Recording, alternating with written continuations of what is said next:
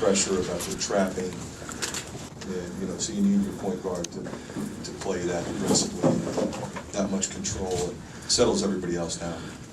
Coach, how much did the team need a win like this? You came so close in New York a couple of times, and to get a big win here on the road. I think every team needs to be able to go on the road and beat somebody of this caliber.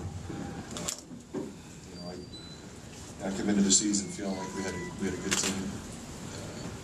We played well. We haven't shot the ball well, but I'm really proud of how we have defended. And in particular today on the glass in the second half. In the first half, 15 offensive rebounds. You got 1 offensive rebound in the first half, 16 in the second.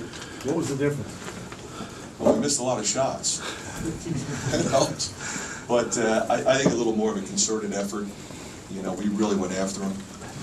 I mean, it was the only way we were going to survive. We weren't shooting the ball well.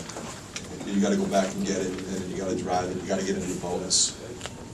You got to try to get some easy baskets in transition, which we're few and far between in this game. So another way we survived is to go back and get it. So I'm really proud of my guys. You look at that box score though and see 0 for 12 from 3 the second half, and wonder how in the world you won this game. Well, every game is different, Rick. We did a great job defensively. We held them to a low number. We shot a low number, they shot a low number. My bad. And we started at the right time. And your defense, you think that was the trouble in New York City when you weren't scoring today? It kind of held you in the game. It did. That was what we learned, particularly against Texas. We went 9 straight possessions where we didn't score. The lead went to 15 quickly. And today we let that happen. And we got after them. They run so much stuff that's really hard to guard, whether it's back screen stuff. They move the ball so well, they pass it well, they get it inside, and you have to be locked in. You have to stay engaged, 5 guys for the entire possession, or they're going to score. So that was the game plan, and they executed. What was your plan with Marcus Page? And White was on him a little bit. Well, that was on a switch. Our plan with him was, knowing him as well as we do. He's such an incredible late game player. He'll take a game over all by himself late, so we didn't want him to be the guy. He had the 1 big 3, and he was the coach will run some stuff for him, and he'll go looking.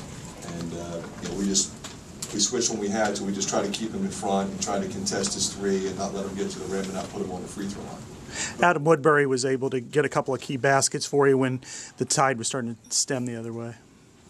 Well, right when we were really struggling, it didn't seem like we could get anything to go down. He hits 2 big shots.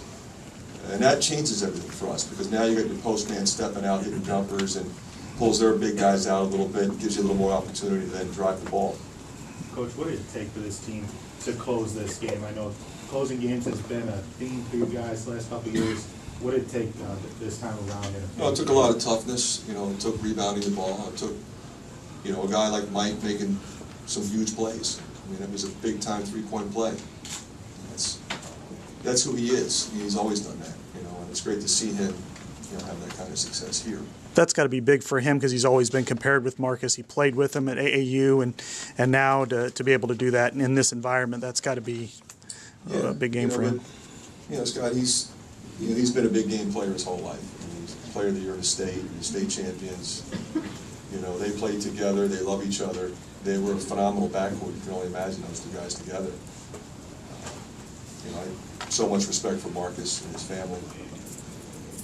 And, I told him, wish him the best the rest of the way. He's going to be great. He's going to be great in pros. In terms of scouting, zone defense did against Carolina today? We didn't play a lot of zone. We played zone on out of bounds under. We played zone 1 possession in the second half. I just don't think you can zone this team. They pass the ball too well. Tokudo picks you apart. They run all that lob stuff, stack. They just move the ball so well. We just felt like we needed to, get our man-to-man in the gaps a little bit more, because they're not shooting the ball well either. And stay after certain individuals and get on the high side of the post, because the post can kill you. In terms of scouting this team, though, did you feel like, is Marcus kind of the only guy who gets the full closeout because he's been the only one that's been consistent from the perimeter? He's the one guy that we marked, and so for example, if he's on the weak side, you've got to stay a little closer to him. Otherwise, we're really worried about their post scorers. I mean, you've got so many guys that are capable of scoring the ball around the rim, catching it and dunking it, offensive rebound, put back. You got to get your people in, and sometimes it takes more bodies, even if it's your guards getting in there. And then, you know, but you have to be aware of where Marcus is in the zone. Like the one time, you know, you were talking about the zone when they skipped it to him on the weak side. Whitey came all the way from the block to about one step beyond the three-point line to contest his three. And that was by design, because a lot of times that guy won't do that, and we had talked about that for 2 days. You said at the start of the season, this team, was the success or failure was going to be based on the guards, how the guards played. After tonight's game, do you feel better about what direction Well, you're going in? yeah, Rick, I mean, they came out great. I mean, obviously Clemens and Cassell were tremendous. I mean, they were the key to us having the lead for the entire first half. You know, you go on the road, you're going to have the lead for the whole first half. That's going to be important. It's going to put a lot of pressure on them scoring the ball in the second half. And, you know, we got key stops at key times. You know, I rotated my bench as much as I could to get them some rest, but I needed those two guys on the floor. Take 2 more. 11 rebounds. How much have you been wanting him to do that a lot more? I mean, he's known for His rebounds been pretty good. I mean, his numbers are good. He rebounds the ball. He always does. It's great to see him get 4 offensive, though. Aaron White it always seems to make offense, even if it's not there, to draw a foul, and didn't have a bucket, but he had 10. He was 10 for 10, I think, at the free throw line. He's just going to affect the game in a lot of different ways, and we need him out there. Everything's better for us when he's out there on the floor.